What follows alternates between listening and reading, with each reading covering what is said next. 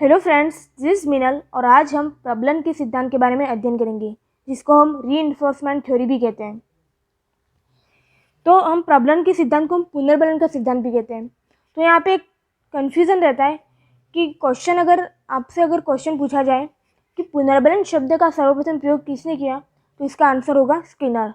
लेकिन अगर क्वेश्चन ये आए कि पुनर्बलन का सिद्धांत किसने दिया था, तो आंसर होगा CL हल। ठीक है, तो ये एक याद करने की चीज़ है कि अगर आपसे पूछा जाए कि पुनर्बलन का सिद्धांत, तो आपको ध्यान रखना है कि पुनर्बलन का सिद्धांत दिया था वो हल ने दिया था, लेकिन जो पुनर्बलन शब्द दिया था वो स्किनर ने। ठीक है, कभी कभी अपन को ये लगता है कि स्किनर ने सबसे ज़्यादा पुनर्बलन पे महत्व दिया था, तो शायद ये सिद्धांत स्किनर के सिद्धांत को ही पुनर्बलन का सिद्धांत कहते हैं, लेकिन ऐसा नहीं है। पुनर्बलन का सिद्धांत कहे पर्टिकुलरली, तो हमें आंसर हल करना है, तो ये कन्फ्यूज़न दूर रखना। इसके जो प्रतिपादक थे वो CL हल थे और इन्होंने ये सिद्धांत 1915 में दिया था। ठीक है, और CL हल अमेरिका के थे। इनकी पुस्तक का नाम है व्यवहार के सिद्धांत। इन्होंने अपना प्रयोग चूहे पे किया था। यह सिद्धांत थॉर्नडाइक और पावलोव के अधिगम सिद्धांत पर आधारित था। ठीक है, मतलब थॉर्नडाइक ने सिद्धांत दिया था, उसके अनुसार क्या था कि जो बिल्ली थी वो भूखी थी और उसके सामने जब भोजन रखा जाता है जो कि एक उद्दीपक था, तो उसको देख कर क्या करता है, रेस्पॉन्स करता है, और बाद में क्या हो जाता है, अनुबंधन के द्वारा वह भोजन को कैसे प्राप्त करना है, मतलब लीवर को दबा के भोजन को प्राप्त करना है, ये वो सीख जाती है, जिससे वो पिंजरा खुल जाएगा।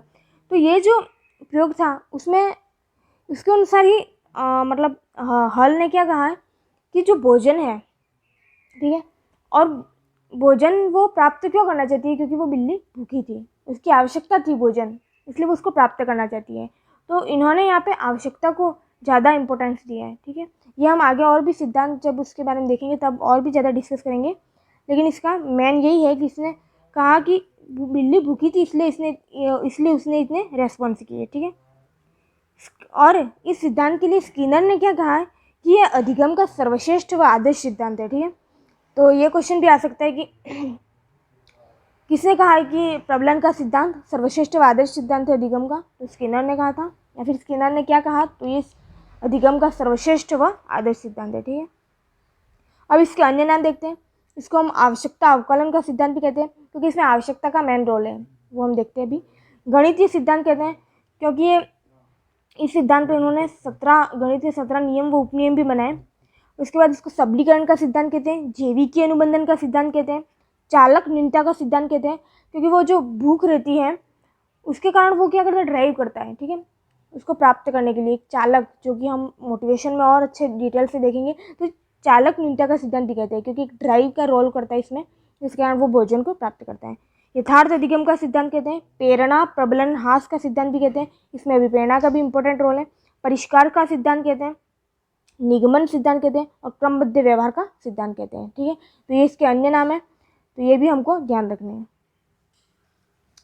अब हल क्या कहते हैं, इस सिद्धांत में क्या है ये हम देखते हैं कि हल के अनुसार सीखना आवश्यकता की पूर्ति के द्वारा होता है। मतलब आपकी कोई भी आवश्यकता है तो आप उसको पूर्ति करोगे, तब आप उसको सीख जाओगे।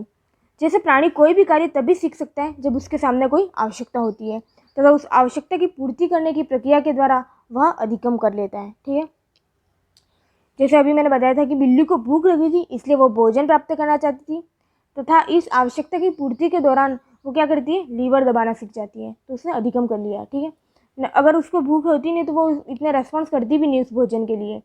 तो यही कंसेप्ट है इसका कि आवश्यकता की कमी होगी या कोई आवश्यकता होगी तो ही आप रेस्पॉन्स करोगे, और उस रेस्पॉन्स के कारण ही आप क्या कर लेते हो, अधिगम कर लेते हो। ठीक है, तो यही इस सिद्धांत का मेन वो है। अब इसके शैक्षिक उपयोग क्या है, तो ये सिद्धांत आवश्यकता पर बल देते हैं, अतः सीखना तभी सार्थक हो सकता है जब छात्रों की आवश्यकता की पूर्ति होगी। ठीक है, छात्रों को कोई आवश्यकता होगी और उसकी वो पूर्ति करेंगे तभी वो सीख पाएगा।